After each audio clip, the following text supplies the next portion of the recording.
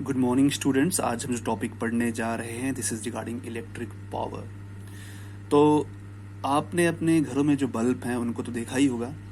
तो मैंने यहाँ पर बल्ब एक डायग्राम बनाई है और उसमें मैंने 10 वाट ऑफ एनर्जी लिख ली है। और आपने घरों में भी देखा होगा कि आपके घरों में जो बल्ब हैं उन पर भी अमाउंट ऑफ एनर्जी कंज्यूम लिखा होगा। किसी पे 50 वाट लिखा होता है, किसी पे 100 वाट लिखा होता है कि तो व्हाट इज दिस रिप्रेजेंटिंग? ये 10 वॉट क्या रिप्रेजेंट कर रहा है? This is representing the amount of electrical power. This is representing the amount of electrical power. In general हमें पता है कि पावर जो है this is energy per unit time, we know it. तो हमें ये भी पता है कि इसका यूनिट जो है वो वॉट है, बिकॉज एनर्जी का यूनिट जूल और टाइम का second, joule per second is equal to what.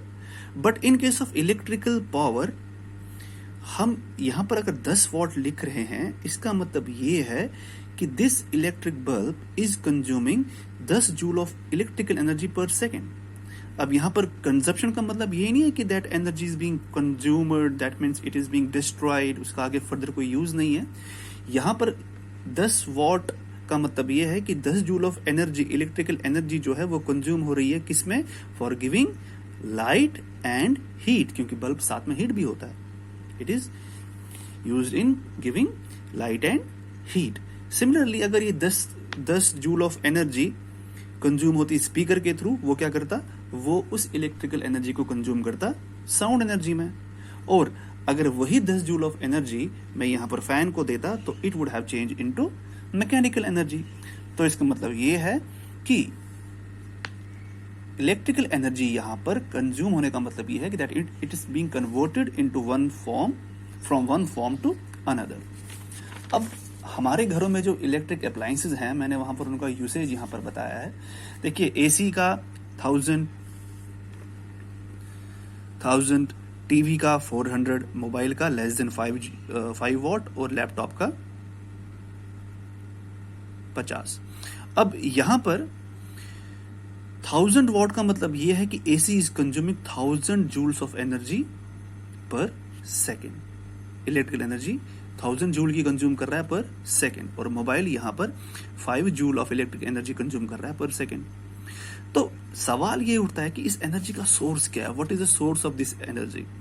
Mobile की जो एनर्जी का सोर्स है, एज वी ऑल नो, इसके अंदर बैटरी है। वो battery is providing that amount of energy. अब हमारे घरों में जो इलेक्ट्रिक एनर्जी आ रही है उसका सोर्स पावर स्टेशंस हैं। ये जो पावर स्टेशंस हैं ये उसका सोर्स है। पावर स्टेशंस में जनरेटर होते हैं, वहां पर मैकेनिकल एनर्जी जो है वो इलेक्ट्रिकल एनर्जी में कंज्यूम हो रही है और हमारे घरों में डिलीवर हो रही है, और हमारे घरों में उसका कंजप्शन होता है। अगेन उन सोर्सेज में भी एनर्जी पैदा नहीं होती, उन सोर्सेज में भी एनर्जी जो है वो कन्वर्ट हो रही है। जैसे बैटरी का मैंने बताया, बैटरी में केमिकल एनर्जी कन्वर्ट हो रही है इलेक्ट्रिकल में, और पावर स्टेशंस में मैकेनिकल एनर्जी इलेक्ट्रिकल एनर्जी में कंज्यूम हो रही है। आई होप यहां तक क्लियर हो गया होगा। अब हमारे घरों में जो इलेक्ट्रिकल एनर्जी का कंजप्शन है, हम उसकी बिल पे करते हैं, ना कि हम करंट का बिल पे करते हैं, ना ही वोल्टेज यूज्ड का। We are paying for the electrical energy consume. तो let's calculate how electrical energy can be seen. हम इलेक्ट्रिकल एनर्जी को यहां पर कैलकुलेट कैसे करेंगे प्रैक्टिकली?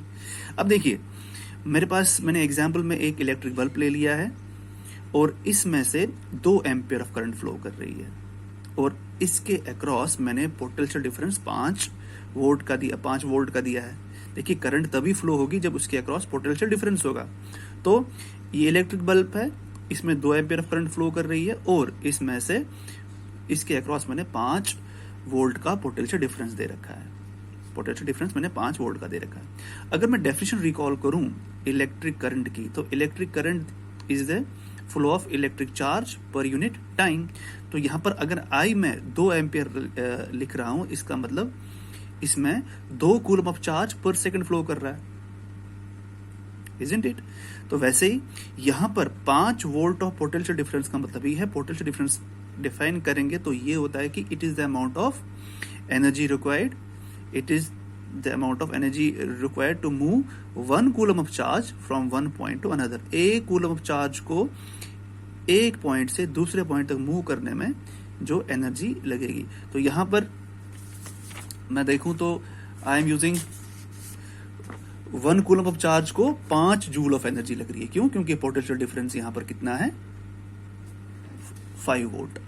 तो जब 1 कूलम ऑफ चार्ज को 5 जूल लग रहा है, तो 2 कूलम ऑफ चार्ज को कितना लगेगा, 2 इंटू 5।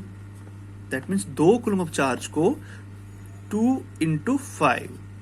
1 कूलम ऑफ चार्ज को 5 जूल लग रहा था, तो 2 कूलम ऑफ चार्ज को 2 इंटू 5। दैट मीन्स यहां पर 10 वॉट ऑफ एनर्जी कंज्यूम हो रही है।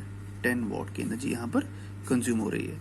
तो सिमिलरली अगर यहां पर करंट पीछे 3 एम्पियर की होती और एनर्जी जो पोटेंशियल डिफरेंस है वो 20 वोल्ट का होता, तो पावर कंजप्शन कितना होता, 3 इंटू 20।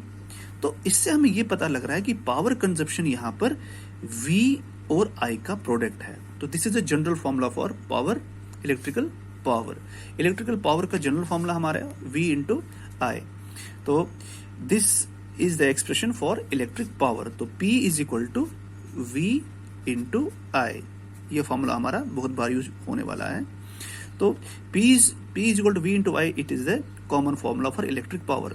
तो इसमें अगर मेरे पास वोल्टेज हो और करंट फ्लोइंग, मुझे पता है सर्किट से कितनी करंट फ्लो कर रही है, तो मैं easily electric power, electric energy consumption या इलेक्ट्रिक पावर कैलकुलेट कर सकता हूँ। वाइस वर्सा, अगर मेरे पास पावर पता है और V पता है, I can calculate the current flowing through it. तो एज यू ऑल नो, इसका यूनिट वॉट है।